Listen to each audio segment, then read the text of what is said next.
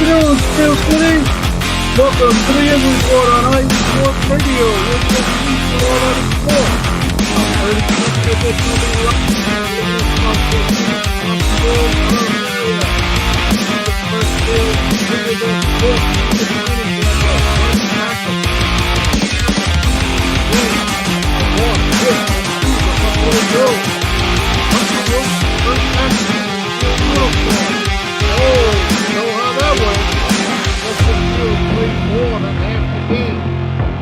Plays he shouldn't have, and this plays he should have made. Some injuries occurred as well in the game. Steelers will go and get into it. All of it coming up. Flashback. Here we go. Pittsburgh Pirates coming into this game. They go to slow and now it's going to be. Pirates not playing bad. Wait. This place may come to the list. Good look back.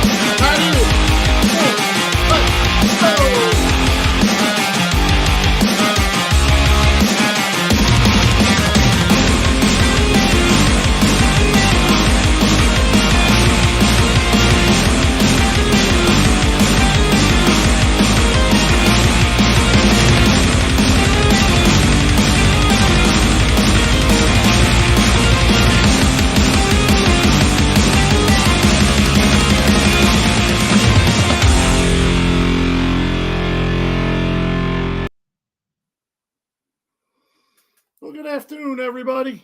This is Ralph Calise, your host of the Yinzer Report on IE Sports Radio, your direct feed for all that is sports. Today we'll be getting into the Steelers' preseason second game, a joint practice with Buffalo, the quarterback situation, some injuries, and other things that may come along as we go. Getting into the Pirates, they've lost 12 of their last 14 games. I have a Pittsburgh Penguin trade to report. And I have some things on some memorabilia pieces that I recently received back. And I'll show you those towards the end of the show. And once again, this is the Yinzer Report on IE Sports Radio, your direct feed for all that is sports. Let's get into some sponsors that we have going. We have a new one. We're going to go with Planet Beef Jerky first, premium beef jerky. Then Seal the Deal Wax Seals by Cecilia B.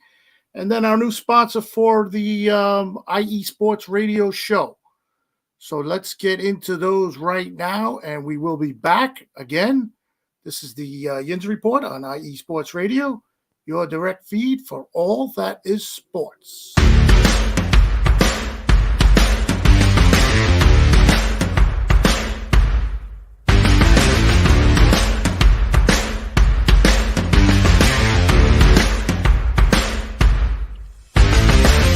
IE Sports Radio fans, this show is brought to you by Planet Jerky Premium Brisket Beef Jerky. Planet Jerky is the official jerky of the 2022 California League champion Lake Elsinore Storm, single-A affiliate of the San Diego Padres. This all-brisket jerky has gluten-free options, contains no MSG, no sodium nitrate, is low in sugar, and high in protein. Go to their website at planetjerky.net and follow them on Instagram at Planet Jerky. Planet Jerky, the jerky that's on a whole other planet.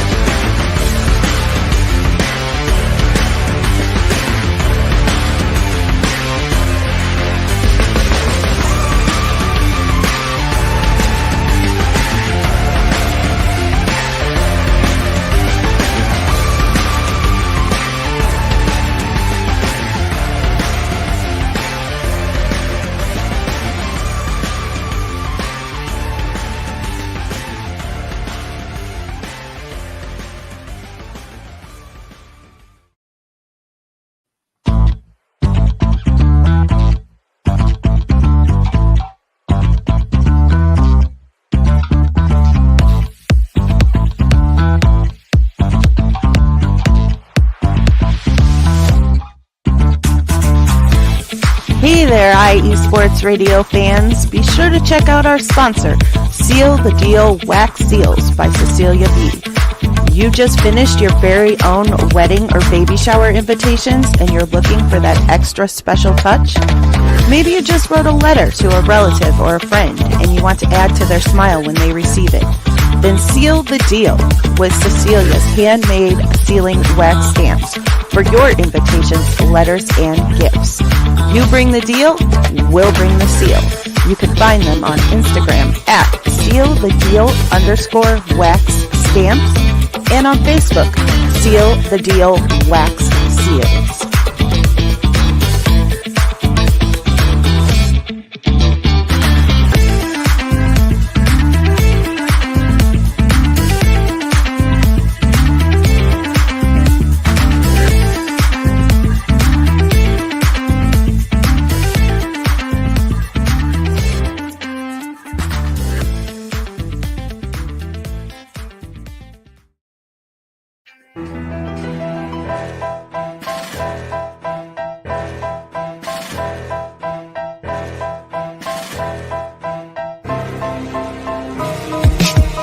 For the last 10 years, IE Sports Radio has been bringing you amazing content ranging from interviewing legendary athletes, coaches, and other authorized media personnel to building tailor-made shows dedicated to all major sports cities around the country. Make sure to follow us at IE Sports Radio on X, Instagram, Facebook, TikTok, and YouTube to keep up with the latest in sports and with all of our shows. Also, make sure to check out our daily updated website at iesportsradio.com. At iesportsradio.com, you can see our daily show schedule and check out all of our show pages with personal bios to learn a little bit more about each of our awesome hosts. In addition to our show pages, you can catch the iSports Radio blog, Hall of Fame, Fans of the Month page, and our merchandise shop including t-shirts, tank tops, caps, long sleeves, hoodies, and more. For now over a decade here at IE Sports Radio, we've continued to be by the fans, for the fans, and we thank you all for your support and for making IE Sports Radio your direct feed for all that is sports.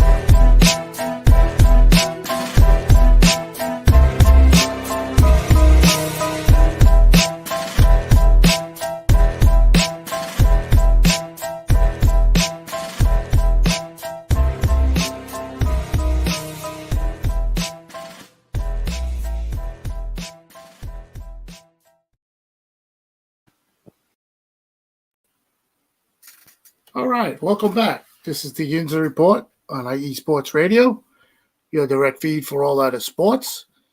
Went through some sponsors there. That's Planet Beef Jerky, premium brisket beef jerky, Seal the Deal Wax Seals by Cecilia B, and our new drop for the IE Sports Radio station, which has also been, like you said, around for 10 years. There are plenty of other sports shows to check out. And if you miss any, you could follow them on all these podcast stations, as you can see here in the yellow below, underneath me. And you're missing a show, you want to hear me again, or you want to listen to some other shows with the content of other cities and sports, you can check them out. And once again, I must show off my IE Sports shirt that I just got, my IE Sports Radio shirt, your direct feed for all other sports. Go to the shop, check out some nice merch. And once again, thanks for joining the Yinzer Report on IE Sports Radio. Let's get into some Pittsburgh sports. All right, so the Steelers had their second preseason game, and the week of the game, they had a joint practice with the Buffalo Bills, who they wound up were playing also over the on the Saturday. They played the Buffalo Bills. So it came out that Mike Tomlin was saying that this is a dress rehearsal game for the Steelers, and that they were going to play anybody and everybody that was dressed in the game. So what happened was, before the game, it was pouring. Like 3 hours before the game, it started to pour in Pittsburgh. And I guess the field was was tarped up, and the water was on the top. And then a little later, after it rained, they took the tarp off, and guys were practicing. They came back on the field to practice to get ready for the game, and it started pouring again, and they all ran off the field. So the game didn't even start, and there was water and everything in Pittsburgh there with the storm. So the dress rehearsal now became a non-game planned game, because what happened during the game was Tomlin rested basically his best defensive players. No TJ Watt, no Alex Highsmith, no Cam Haywood, so on and so forth, other defensive guys. The offensive line was shift made. It wasn't the starting offensive line, although the way it was set up this weekend, it probably will be the starting offensive line with the injuries that have occurred. So that was that. And I did a show a while back where there was a 5-year plan said by Omar Khan. A 5-year plan, of course, was with the lineman that he drafted, the rookie Fontenot, the other rookie Zach Frazier, and the other rookie Mason McCormick. Well, that 5-year plan has become rookie season for the three of them, because they're all going to be playing this year, and there is no 5-year plan for these three guys. There were some injuries on the offensive line, and now Zach Frazier is going to be the starting center for the 2024 Pittsburgh Steelers. Nate Herbig was hurt. He had a rotator cuff injury, and he's going to be out for the rest of the year. So the game went on, and Russell Wilson started. And as you know, this was the first time Russell Wilson has played since, I believe, I looked it up, it's December 27th of last year. So he's had no live action. He came into camp. He suffered the calf injury, and he didn't really start ramping up till, like, I want to say possibly the third week of training camp. So he got the start, and it wasn't good. It wasn't good. Russell Wilson was not good. There was no rhythm. The offensive line was not playing well. They had Broderick Jones playing on the wrong side. He was filling in for the rookie Fontenot, and he played his spot instead of his own spot, and you could see how it just worked out. He was wearing an arm brace, and on his arm brace on his arm, I believe during this game, actually made him not block. You need your arm to block, push away, you block. And he wasn't doing it, and he got beat 3 times for a sack on Russell Wilson. And the sacks, Russell Wilson came at a time where it took the team out of a rhythm. By the way, it also caused, I think he played 5 drives, Russell Wilson, and he had 3 and outs. So going back to what I was saying about the game planning, and it came out today that heard today that Arthur Smith was saying that the game plan, it really wasn't a game plan where you would plan for a game to, win or whatever. It's preseason. He said that the sacks and the threw us off rhythm, and you take a sack and you're basically out of your realm for what you want to do for that that drive. And they didn't have many plays on the drive. It was 3 and out. So Russell Wilson did not look good. The offensive line did not look good. As you could, if you go back and if you watch the game or you've seen the game, there was a lot of running plays. The passing downs that they tried to do was Russell Wilson. He got sacked 3 times. He did have one drive where he put them in field goal range, and he made a great pass to when he had the time, and he threw a pass. He made a great pass to George Pickens, who made a great play. Probably would have been the play of preseason if it counted, but it didn't count. They challenged it, and it said it was no good. But if you go back and look at the play, it was a good catch. So the refs are already in rare form in the second preseason game of the year. And Russell Wilson, he led the team for a field goal. And, of course, Chris Boswell clanks it off the upright on a 52-yard attempt. So Russell Wilson's night had ended after that. He played 5 drives. He really didn't have much to show for anything. And in came Justin Fields. Justin Fields came in just before the 2-minute warning.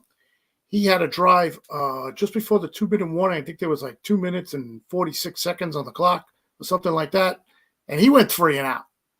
But the point here was that you want Russell Wilson to ramp up his progress. You know, it's preseason and all, but you put Justin Fields in for the 2-minute warning.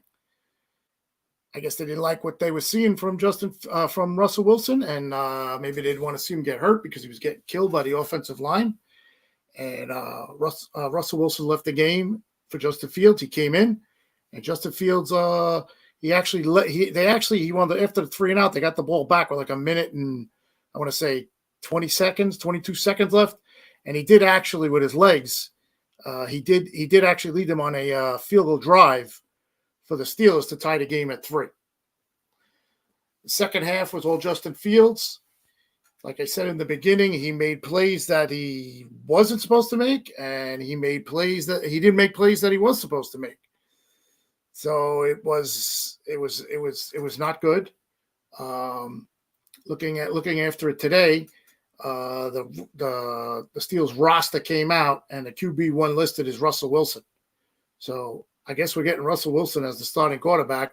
I don't know what's going to happen as far as this weekend, as far as them playing any of these two quarterbacks. They should play him just to get an idea, but there was a little more rhythm with with Justin Fields when he came in.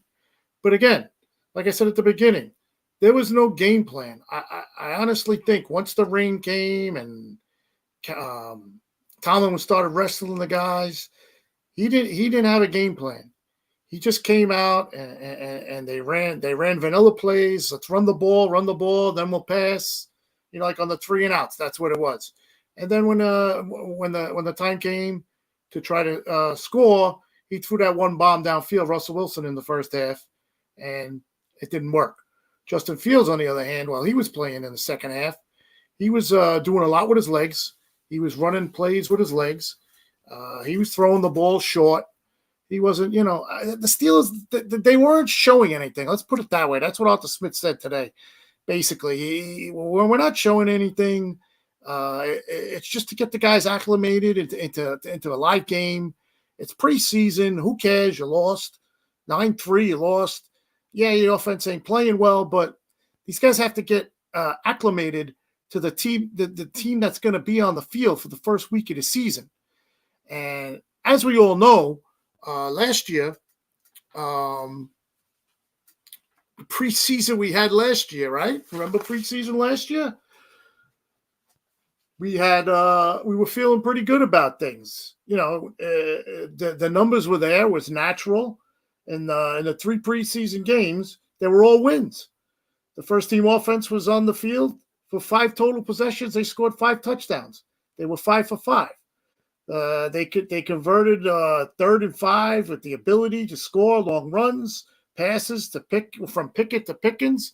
But that was last year. Then the regular season began, and it seemed as rock bottom fell out.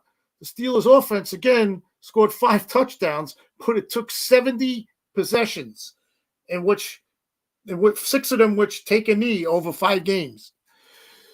Preseason does not mean anything. It's just a matter of getting these guys acclimated to the team that they're going to play. Now, Russell Wilson played with basically who was going to be the starters, and Justin Fields, he finished the game with the backups. And he made a play that probably is the play of preseason. I think it was like a 3rd and 7. He was about to get sacked. Somehow he got out of it. He ran to the sideline and he threw a dart to I think the wide receiver's name was Fitzpatrick, and they got the first down and continued the drive. The drive later on, it stalled on the it was like a 4th and 2, and again they were game planning for Justin Fields to do it because it was a 4th and 2. They were on the 6-yard line. They went for it. They're not going to kick field goals. If the Steelers turned around and said, Mike Tomlin said, all right, we want to win this preseason game, all the drives that they had leading up to this, they could have kicked the field goal and they would have won the game 12-9 or 9-6, whichever way you want to put it. So preseason means nothing. But Justin Fields, he did everybody knew it. Even the announcers said it on the TV if you were watching the game. they said that it's probably going to be an RPI with the running fake to the running back, and then Justin Fields is going to take it and run with the ball. They needed 2 yards for first down and 6 yards for a touchdown. And if you watch the play, you see he did the RPI and if he would have handed it off to the running back, it would have been a touchdown. But the play was designed for him because they want to see what he could do, and he got stopped. I mean, yeah, you give the Bills defense credit too for stopping them on all the drives and everything, but it's preseason. 9-3 loss. They've only scored 15 points, what they're calling the starting offense, which neither game they had their starting offense in there. And that's how I look at it. 9-3. They're 0-2 in preseason. Who cares? Forget it. It's a new week. Like Arthur Smith said today, yeah, we might have scored 15 points in the preseason, but I had this happen a couple of years ago when I was a coach, and it was in Tennessee.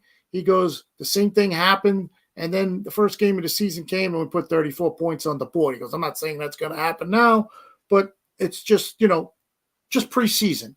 It's preseason, but we have to get the quarterback situation straightened out. It was ugly. It was an ugly game between both teams. There was not much going on. The Steelers and Bills combined for 191 team passing yards. Who was at quarterback for the Bills was Mitch Trubisky. So the Bills didn't even treat this as a dress rehearsal game because Josh Allen didn't play. He didn't play it down. They combined for 6 for 23 on third downs. 12 total points were all on field goals. There was 14 penalties, so it was more penalties than points. And for a preseason game, it was tough to watch. So what are you going to do? It's preseason. You're not going to, right now the sky is falling in Pittsburgh. The season is over. Which quarterback, this and that. But we'll see what happens. Like I said, Russell Wilson is quarterback number 1 listed on the depth chart. So I guess they're going to ride with Russell Wilson. Hopefully he can get himself into better shape before week 1. And like I said, they had an injury, so Zach Frazier is going to be the starting center. Other injuries that happened during the game, the Steelers lost a big piece on their offense, Jaylen Warren. He went out with a hamstring, but it has come out that Jaylen Warren will be he could be ready for opening week, or he may miss a week. So it's like a 2 to 5 week thing with him with the hamstring. We'll see how that goes. And young rookie Peyton Wilson, as you can see behind me, I still got his jersey hanging up. He suffered a concussion and went out of the game, and he didn't come back. So they have some injuries they're dealing with. Like I said, Nabe Herdbeg has a rotator cuff. He is on the IR. I saw that they cut a cornerback today, Anthony Everett. He got cut. So the secondary is shaping up. I think they know who they want there. But there's a week left before there's one game left, one preseason game left.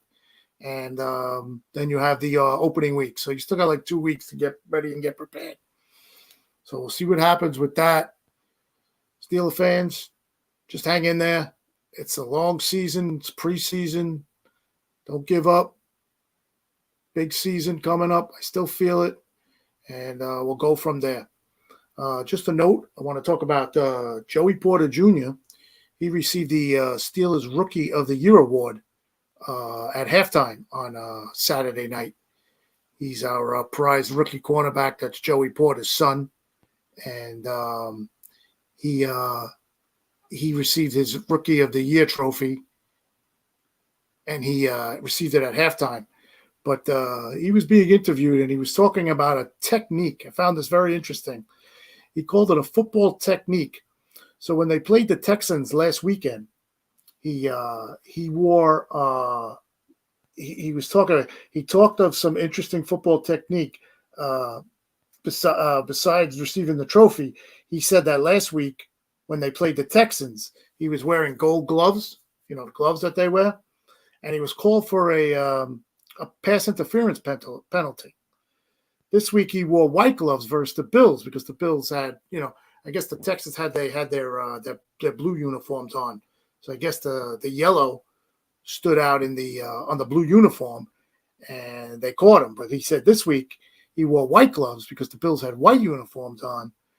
And he says his technique was a lot better, and he didn't get called for any penalties.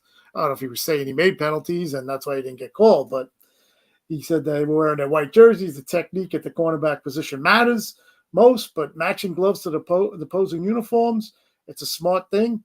And he's like he said it, you do anything to give yourself an edge. So I thought that was pretty interesting. I wanted to share that with you guys.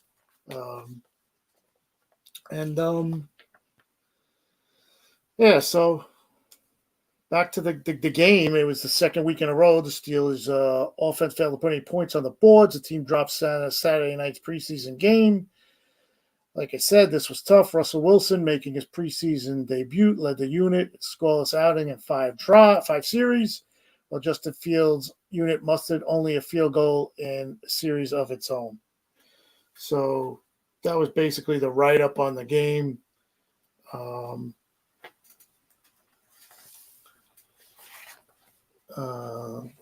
Fields took over. He finished the game, like I mentioned. He led the second unit to just 3 points prior to halftime. That was Wilson. His group racked up 100. Oh, I'm sorry. This is Justin Fields. His group racked up 160 yards of offense and averaged 4.1 yards per play. Fields' legs were the difference maker as the quarterback extended plays and picked up yards with his feet. Not only did Fields lead the team with 92 passing yards on 11 of 17 attempts, but he also led the Steelers with 42 rushing yards on 8 carries, including a 20-yard scamper and a 2-minute drill. Like I said, Broderick Jones was having a tough time of it with the Buffalo defensive end, Gregory Rousseau. He was sacked. He gave up 3 sacks, 2 to Gregory Rousseau. And you could see he was playing with a brace on his arm. I don't think his arm was at full strength, and he was not blocking well. So that's it for the preseason game. That's what I got on that. I did notice one thing, and I found it very interesting that they were calling yesterday the post Ben Roethlisberger era. And what they meant by that is that there was video highlights of Ben Roethlisberger all over social media, saying that being that we can't get a quarterback, we can't come to firm on a quarterback for this year. That Ben Roethlisberger was the quarterback of the Steelers, and they're calling it the post Ben Roethlisberger era. Unbelievable. You gotta love it. Pittsburgh, the sky is falling in Pittsburgh. All right, let's check the chat. Hello out there to everybody. Danny Man, Yinzer report. Yeet. Ricky Keeler, have a great photo. Hey, Ricky. Thank you. Great show today. He started us off on IE Sports Radio with the New York State of Mind. Very good show. Big Lion Cat is back. The big boy is back live. And Martine, our wrestling champion. Yeet. What up, Ralph? Have a great show. And Patty Bax, she said it was storming. By the way, Patty Bax is the Buffalo Huddle host. She was at the game, so I'm sure she'll have some tidbits for the Buffalo side when she's coming up today at 7. So tune in for her show. All right, so let's take a break. And when we get back, we're going to get into a mess of the Pittsburgh Pirates. This is the Yinzer Report on IE Sports Radio. Your direct feed for all that is sports. We will be back after this.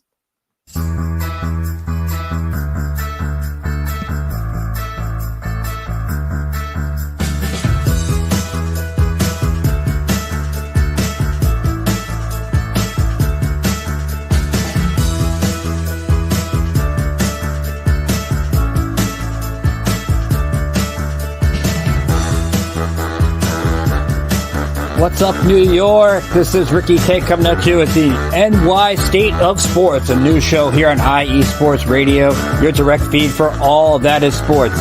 Listen to me every Thursday afternoon as we bring you the latest takes on the Yankees, Mets, Jets, Giants, Knicks, Nets, Rangers, Devils, and Islanders. Plus, you get some college hoops and what's the local sports events going on in the area. It's a state that never sleeps, so why not get the opinions and sports takes that never sleep? Again, every Thursday, 2 p.m. to the NY State of Sports. We'll see you then.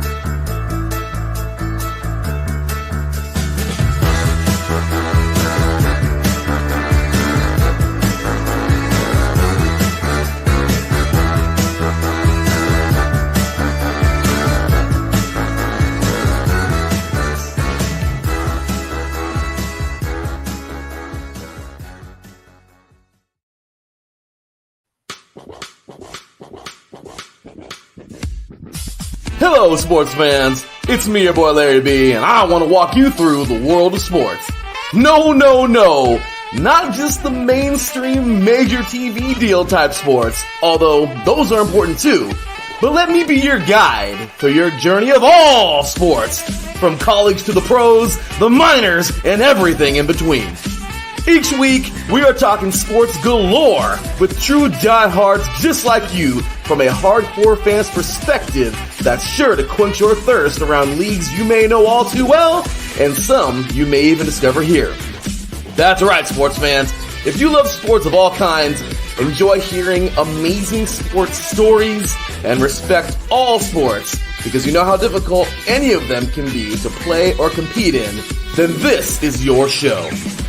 Join me, your boy Larry B, on the defining moment each week here on IE Sports Radio, your direct feed for all that is sports, and let the sports come to you.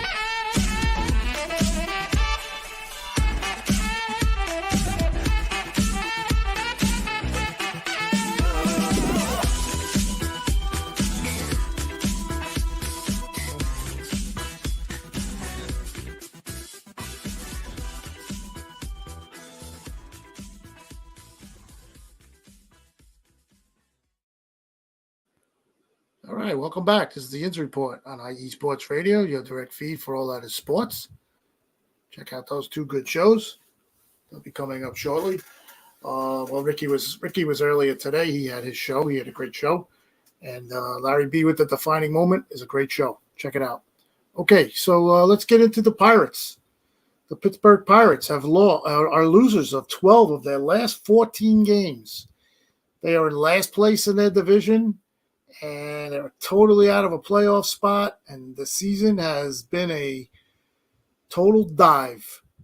And our manager, Derek Shelton, had some comments this past weekend, but the past week during the losing streak, I think while it was at the 8th game of the losing streak. Here's what he said. He says, the losing streak is at 8 games. I think there is a state of we need to catch a break. I mean, it's one of those situations where we have not played bad baseball, I think we have lost, since the All-Star break, 9 one-run games. We've lost during the streak of the 8 6-1-run games. So he comes out to the media, and this is what he says. To me, he sounds like he likes to manage losing baseball there.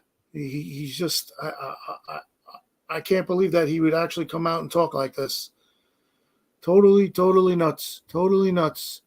So after the comment, I kind of did a little summary on it, and I wrote, Shelton's stubborn adherence to the flawed strategy is the root cause.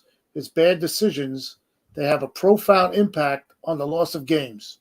There have been a half dozen times over the streak where Shelton has made extremely questionable decisions at best, causing one-run losses, as he mentioned in his comments.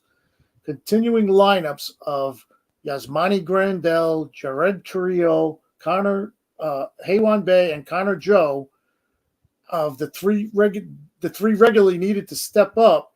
That's why they lost one-run games, because of the lineups he was putting out there. And remember on prior shows when I told you when Paul Skeens pitched, he would put out the worst possible lineup possible. You would think a manager could make the difference in at least one of those games, but 9 losses and comments like that sounds a lot like he thinks losing is acceptable. As long as they lose by 1 run, it honestly sounds like he's a manager that has not learned anything by the losses. When the failure is coming from guys like your main players, Mitch Keller, Connor Holdeman, David Bednar, O'Neal Cruz, Key Brian Hayes, and of course others, you simply can't replace the core. Firing a coach sometimes is about proving you have a life. Someone has to go. Derek Shelton has to go. So those were his comments, and like I said, they were on a 10-game losing streak before they won, but I'll get into that. On the 9th game of the losing streak, the Padres beat the Pirates 3-0, and the Pirate batters struck out 15 times. They went 0 for 7 with runners in scoring position. They allowed 2 unearned runs, and they struck out 15 times. So after that game, their record was 56-63. So they didn't catch a break. This is the comments I wrote after that. So they didn't catch a break. This was not bad baseball, and it wasn't even a one-run game. In last place and nowhere near a playoff spot. They've lost 12 of their last 14 games as we speak. Skeens did stop the losing streak. Let's get into Paul Skeens. He did stop the losing streak at 10 games. They were on a 10-game losing streak, and he pitched. It was versus Seattle, and he pitched. He picked up the win.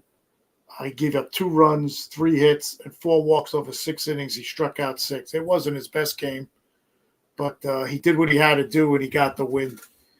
It was his 12th quality start in 16 trips to the mound. His workload in his first professional season may be catching up to him, as he's walked 11 batters and hit 2 more with pitches over his last 4 starts, and that's in 23.1 innings.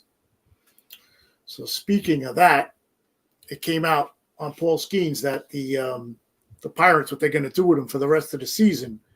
And the Pirates currently, they have no plans of shutting him down, but are considering shortening his starts. That's what was reported out of Pittsburgh. Skeens has thrown 125.1 innings this season between the majors and minors, which is just a few innings shy of how many he threw total in 2023 between college and the minors. With the Pirates' playoff odds looking remote, it could make sense to tap the brakes a bit on Skeens' workload. If the team implements Skeens' innings restrictions, and whether it would announce it beforehand isn't clear, creating some potential headaches for fantasy managers. That's me. I'm a fantasy manager, and I have him on my team. While a full shutdown currently looks unlikely, the report notes that the Padres have a possible incentive to shut Skeens down, as the pitcher would earn an additional year of service time if he finishes first or second in the National Rookie of the Year voting, resulting him in reaching free agency a year earlier. So the Pirates are going to do the guy the worst. They're probably going to shut him down maybe in September.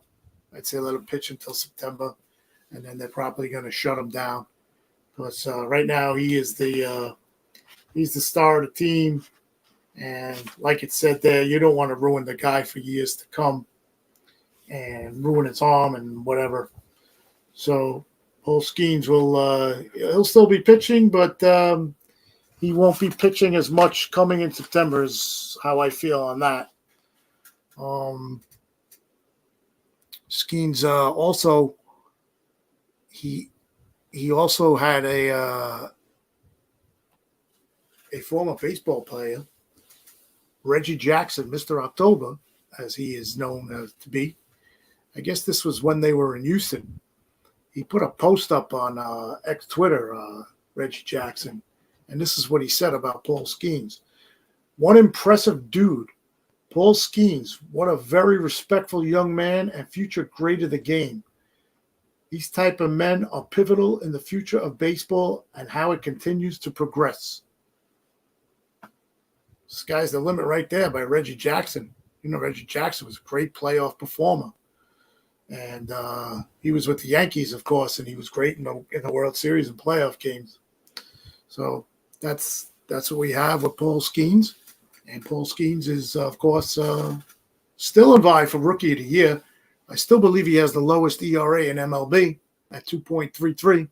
So we'll see what happens. We'll see if he wins the Rookie of the Year. Hopefully he gets that Rookie of the Year. And if not, maybe he can come back next year, like they said, with his time in the MLB. He could come back and maybe try to win it again next year. But I don't see that happening. I think he's gonna win the Rookie of the Year. All right, so I want to celebrate a Pittsburgh sports star who is very dear, I'm sure, to Pittsburgh fans, baseball fans. He's very dear to me because when I was a young kid, I grew up as a young boy watching this guy, and then his life was sorely taken away from him in a plane crash. And that is number 21, Roberto Clemente. I'm sure everybody knows about Roberto Clemente. I'm sure they've read stories about him, seen highlights of him. He was great for Pittsburgh. He was a World Series champion. He was more than what Paul Skeens is to Pittsburgh now. So we could put it that way. And August 18th passed. It would have been his 90th. We would have been celebrating his 90th birthday. So I call this segment Celebrating Clemente.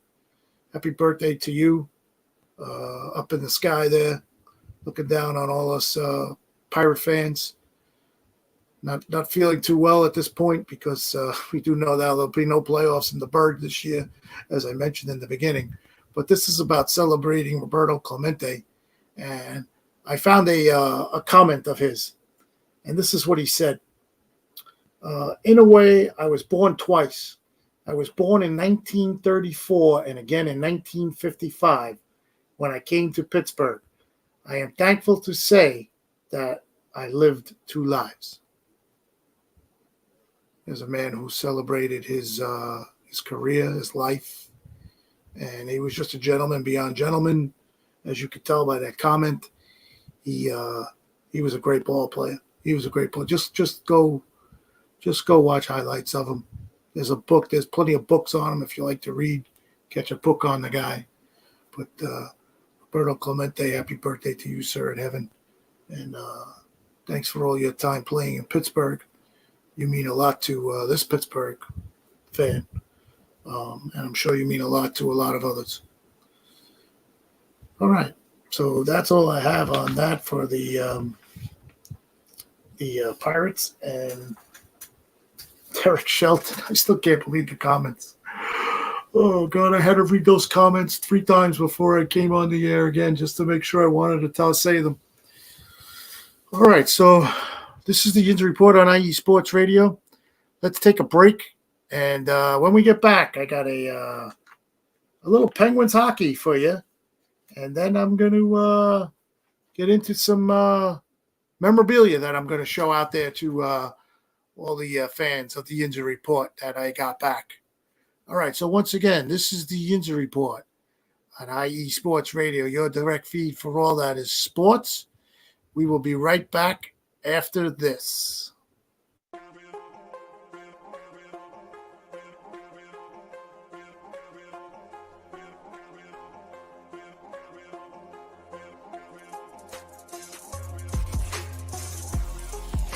Hello, ladies and sinners. Hello, sports fans around the world.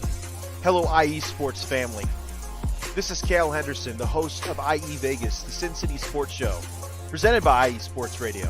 If you folks are interested in sports in the Vegas area, if you're wanting to have a blast for 1 hour, every Tuesday night from 7 p.m. Pacific Standard Time to 8 p.m. Pacific Standard Time, this is a show built for the Vegas sports fans, where we feature the Las Vegas Raiders, the Las Vegas Golden Knights, the Las Vegas Aces, and the University of Las Vegas, Nevada Rebels.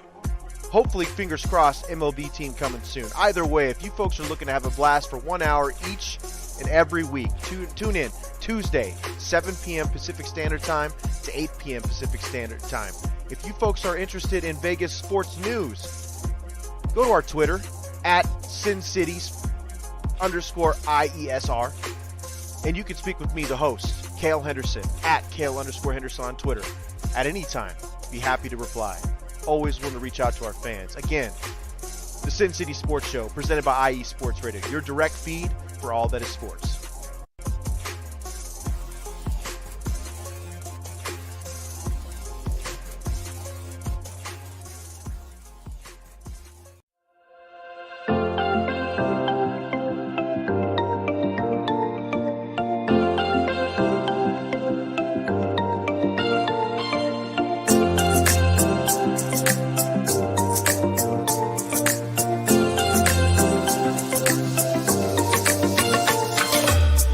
Are you a fan of Buffalo sports?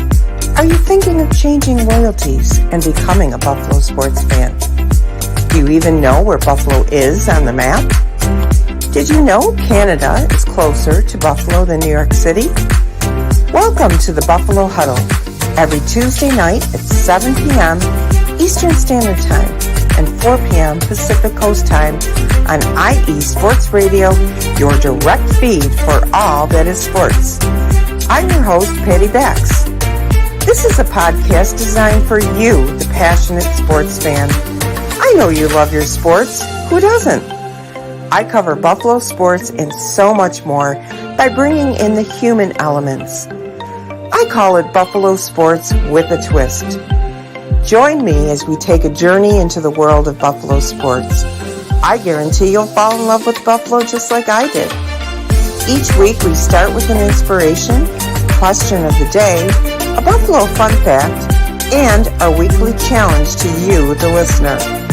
Come huddle up with me every Tuesday at 7 p.m. Eastern Standard Time and 4 p.m. Pacific Coast Time for the Buffalo Huddle with Patty Bax on IE Sports Radio, your direct feed for all that is sports. As we say in Buffalo, go Bills!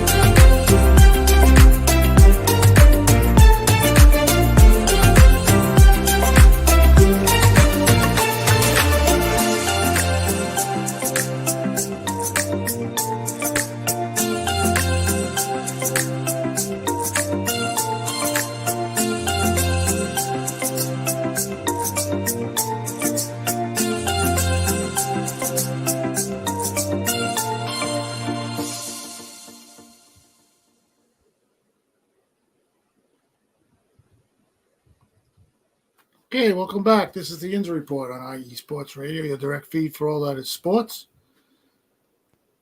I'm back here, and we'll get into some Penguins hockey.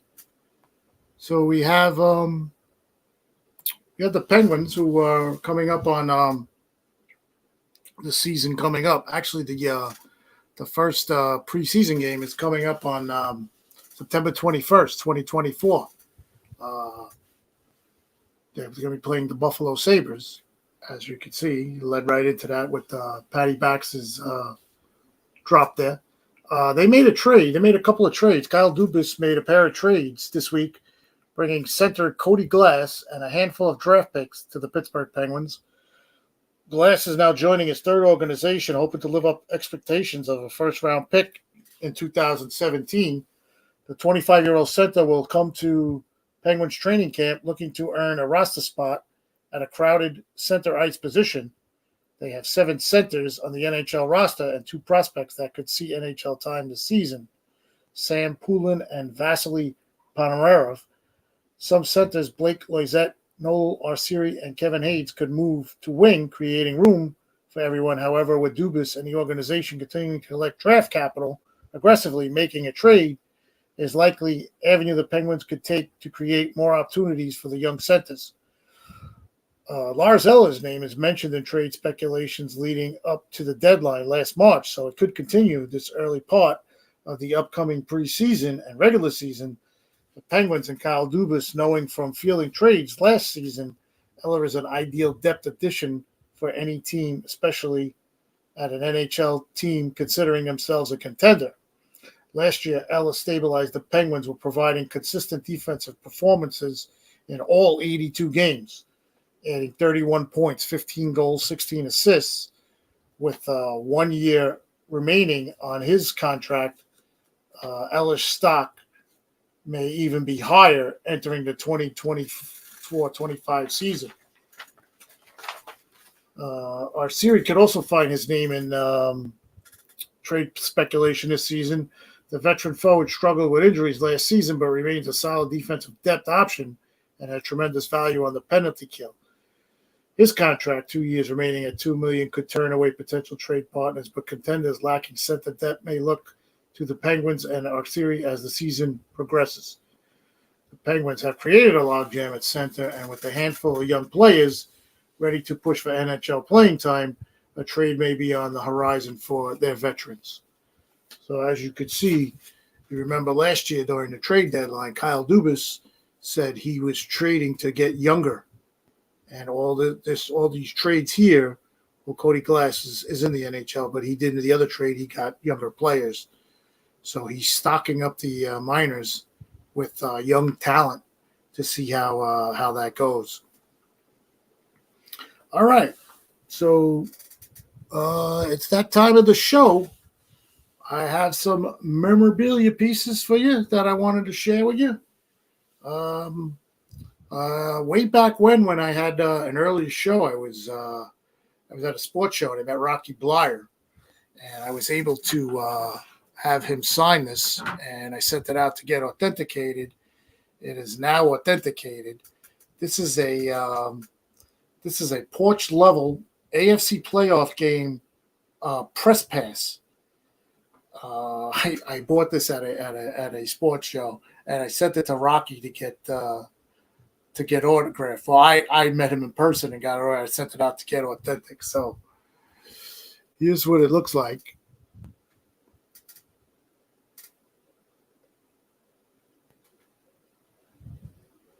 As you can see, he signed it and he put 4-yard TD rush. So he actually had a 4-yard touchdown run in the game. But look at that. Look at the color of the press pass. It's actually gold, like the Steeler colors. And it is now authenticated, as you can see, from Beckett. So this is some piece. Some piece. Rocky Blyer. Love that guy. 1980. So that was one. Look, it's even still got the string on the back. Look how they authenticated it. They authenticated it with the string that I guess whoever the pass belonged to. Well, now it belongs to me. And this one is another one that's really nice. This is a Super Bowl 40 ticket stub and ticket, and it's authentic and autographed as well. And this is Troy Polamalu. So there you go. There's Troy. Nice gold signature.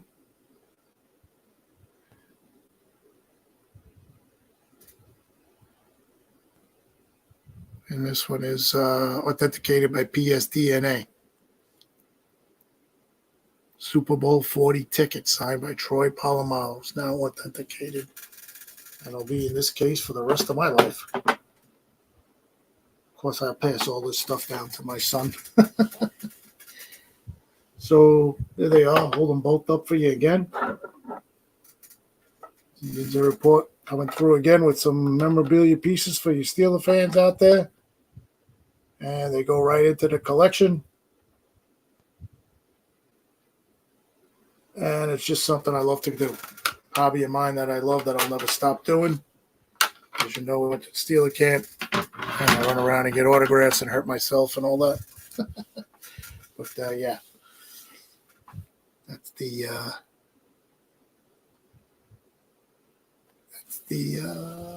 autographs, and that's it. That's it for today. All right, so I'm going to end the show early today, and I thank everybody for tuning in. This is the Yinzer Report on IE Sports Radio, your direct feed for all that is sports. And today is Tuesday, as you know, and we have